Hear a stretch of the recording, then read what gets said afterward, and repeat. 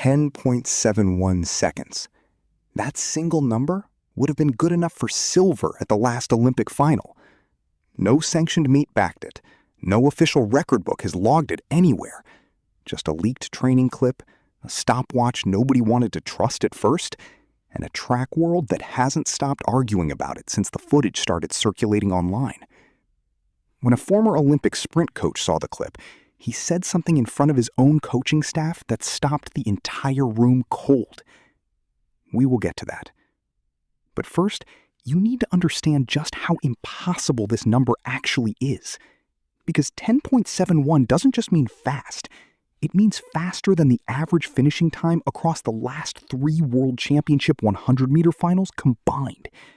It means a number that, on paper, should not belong to a woman who isn't even ranked in the global top 50 at her own event.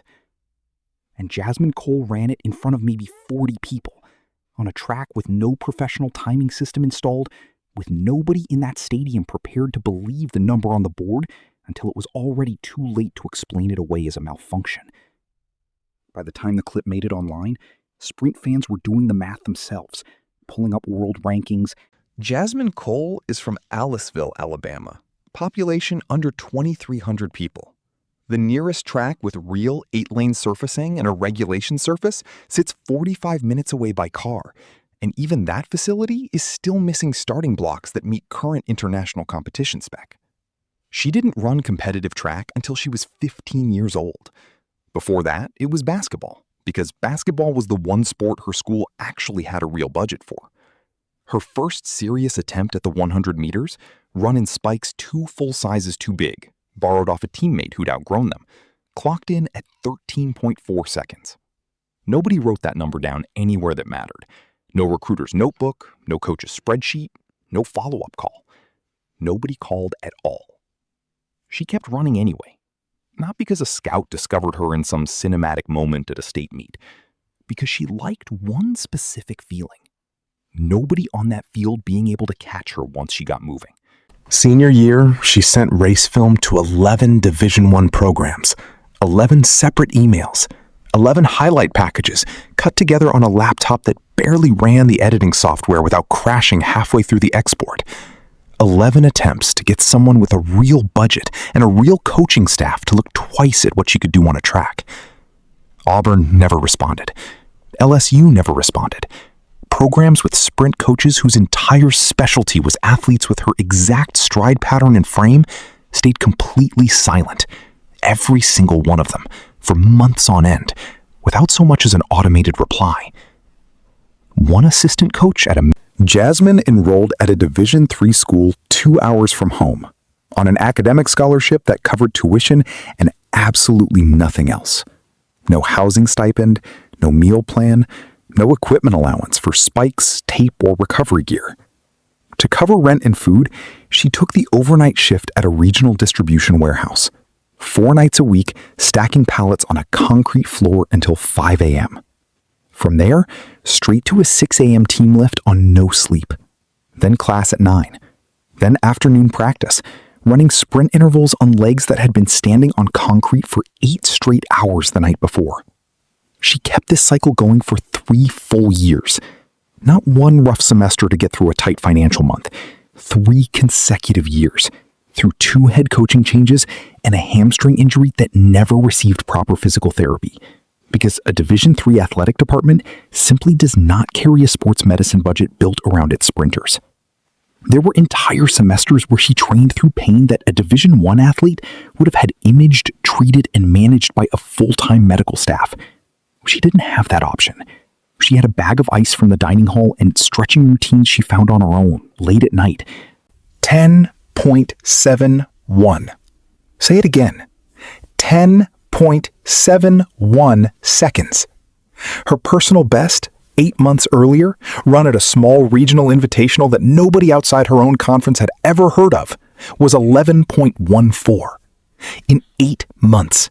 Training with no scholarship money to speak of, no full-time coach, no altitude camp, no sponsor-funded recovery protocol of any kind.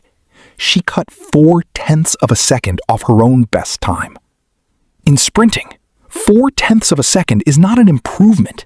It is a different athlete standing on the exact same stretch of track. Now put that number against the best humans alive today, at the highest level the sport has ever produced. If Jasmine Cole had been standing in the blocks at the most recent World Championship 100-meter final, that exact time finishes second. Not eighth, not a consolation qualifying position somewhere in the back half of. No Division III athlete, male or female, in any era of the sport's recorded history has ever posted a time inside the all-time top 5 performances in the women's 100 meters. Not once. In the entire documented history of track and field, at any level of organized competition, this simply has never happened before. That is not a small fact. That is a historic fact that places this performance in a completely different category than impressive college result. It sits in the exact same conversation as the fastest times any human being has ever produced, regardless of budget, regardless of training conditions, regardless of the timeline it took to get there. Track and field historians who track this kind of thing for a living have gone back through decades of Division III results looking for anything remotely close. The closest verified comparison sits more than 3. Once the time was verified by an independent timing official, who happened to be at the meet that day for an entirely unrelated event, Jasmine didn't hold a press conference. There wasn't one to hold. Nobody had scheduled cameras for a Division III dual meet in a town most people couldn't find on a map without help. She posted a single photo to her personal account, her warehouse work badge, resting on a folding chair next to her spikes. No caption, no hashtags, nothing else attached to the post at all. Not a speech, not a list of every program that passed on her file, just a photo of a warehouse badge sitting next to a worn-out pair of spikes, left to speak for itself.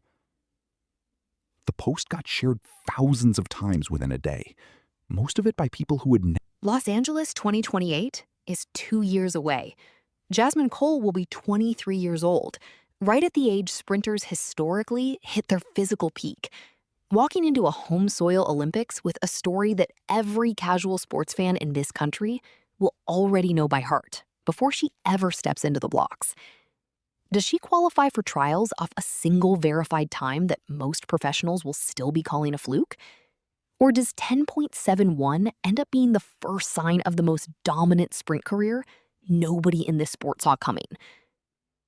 2 years is enough time for a real coaching staff to get their hands on mechanics that have never been properly corrected. 2 years is also enough time for a story like this one to disappear entirely if the right people don't step in, if funding falls through, or if an injury with no proper treatment plan takes the decision out of her hands, the way it almost has before. Drop your prediction below and be specific. A medal, a final, or a trials exit nobody expects. And if you want to see what happens when we track down the coach who finally signs her, that's the next video. Subscribe so you don't miss it.